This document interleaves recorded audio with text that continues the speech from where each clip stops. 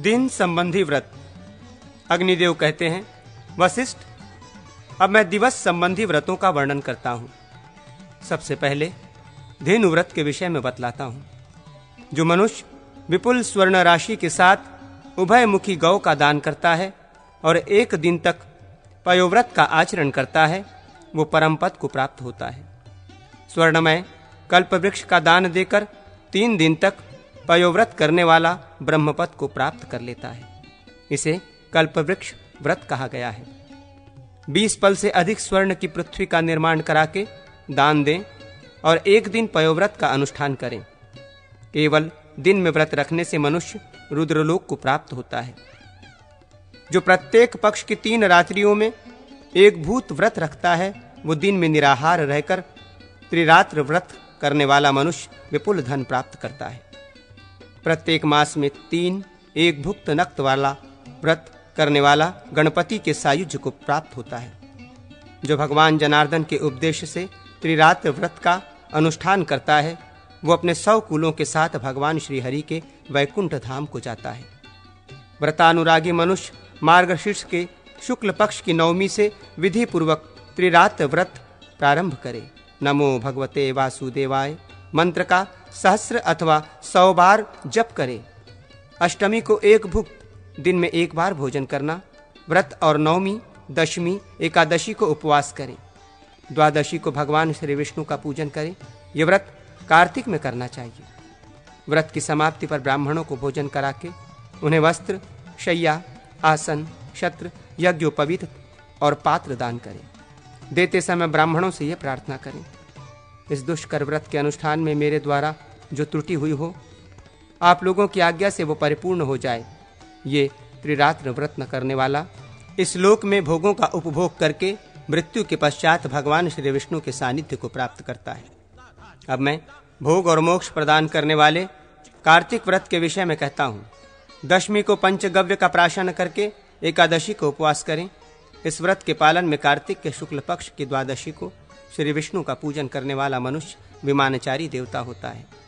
चैत्र में त्रिरात्र व्रत करके केवल रात्रि के समय भोजन करने वाला एवं व्रत की समाप्ति में 5 बकरियों का दान कर देने वाला सुखी होता है। कार्तिक के शुक्ल पक्ष की षष्ठी से आरंभ करके 3 दिन तक केवल दुग्ध पीकर रहे, फिर 3 दिन तक उपवास करें। इसे माहेंद्र कक्ष कहा जाता है। कार्तिक के शुक्ल पक्ष की एकादशी को आरंभ करके पंचरात्र व्रत करें। प्रथम दिन दुग्धपान करें, दूसरे दिन दधि का आहार करें, फिर 3 दिन उपवास करें। ये अर्थपद भास्कर कृच्छ कहलाता है। शुक्ल पक्ष की पंचमी से आरंभ करके 6 दिन तक क्रमशः यव की लपसी, शाक, दधि, दुग्ध, धृत और जल इन वस्तुओं का आहार करें। इसे शांतपन कृच्छ कहा गया है। मास संबंधी व्रत। अग्निदेव कहते हैं, मुनिश्रेष्ठ, अब मैं मास व्रतों का वर्णन करूंगा जो भोग और मोक्ष प्रदान करने वाले हैं। आषाढ़ से प्रारंभ होने वाले चातुर्मास्य में अभंग्य, मालिश और उबटन का त्याग करें। इससे मनुष्य उत्तम बुद्धि प्राप्त करता है। वैशाख में पुष्प रेणु तक का परित्याग करके गोदान करने वाला राज्य प्राप्त करता है। 1 मास उपवास रखकर गोदान करने वाला इस भीम व्रत के प्रभाव से श्री हरि स्वरूप हो जाता है। आषाढ़ से प्रारंभ होने वाले चातुर्मास्य में नियम पूर्वक प्रातः स्नान करने वाला विष्णुलोक को जाता है। माघ अथवा चैत्र मास की तृतीया को गुड़धेनु का दान दें। इसे गुड़ व्रत कहा गया है। इस महान व्रत का अनुष्ठान करने वाला शिव स्वरूप हो जाता है। मार्गशीर्ष आदि मासों में नक्त व्रत, रात्रि में 1 बार भोजन करने वाला विष्णुलोक का अधिकारी होता है।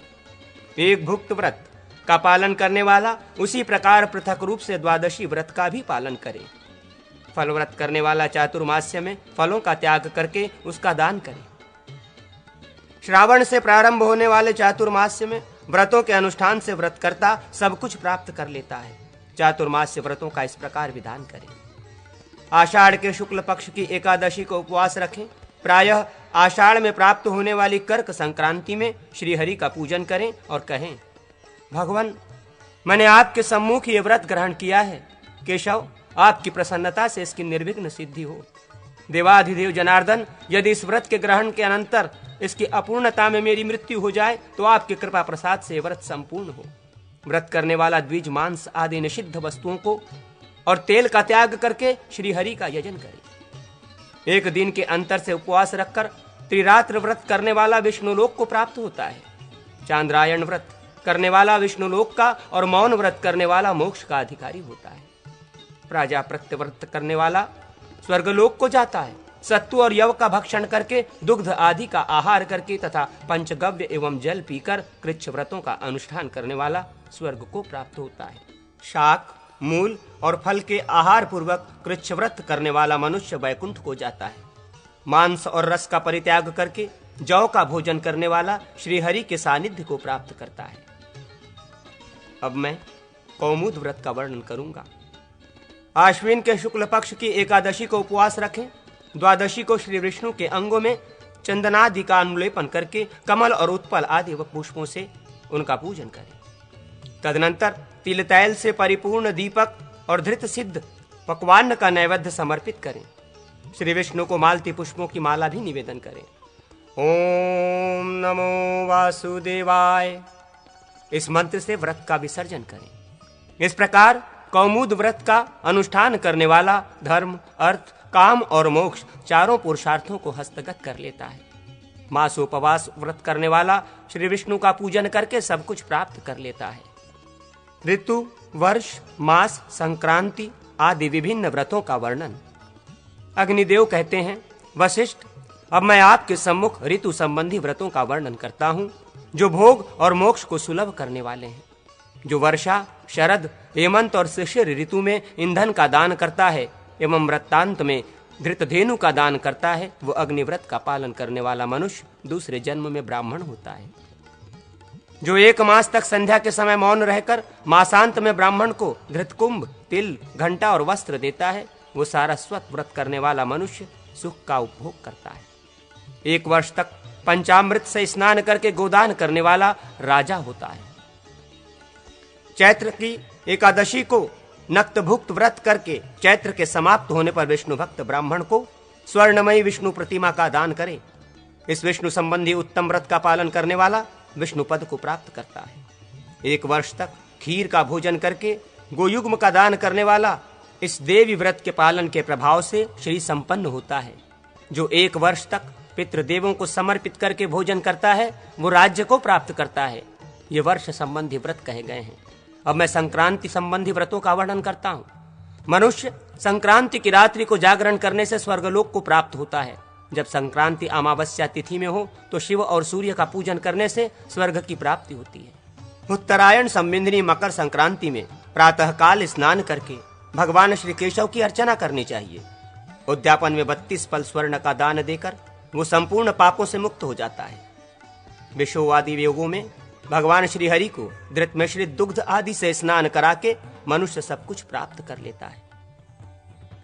स्त्रियों के लिए उमा व्रत लक्ष्मी प्रदान करने वाला है। उन्हें तृतीया और अष्टमी तिथि को गौरी शंकर की पूजा करनी चाहिए। इस प्रकार शिव पार्वती की अर्चना करके नारी अखंड सौभाग्य को प्राप्त करती है और उसे कभी पति का वियोग नहीं होता। मूल व्रत एवं उमेश व्रत करने वाली तथा सूर्य में भक्ति रखने वाली स्त्री दूसरे जन्म में अवश्य पुरुषत्व को प्राप्त करती है।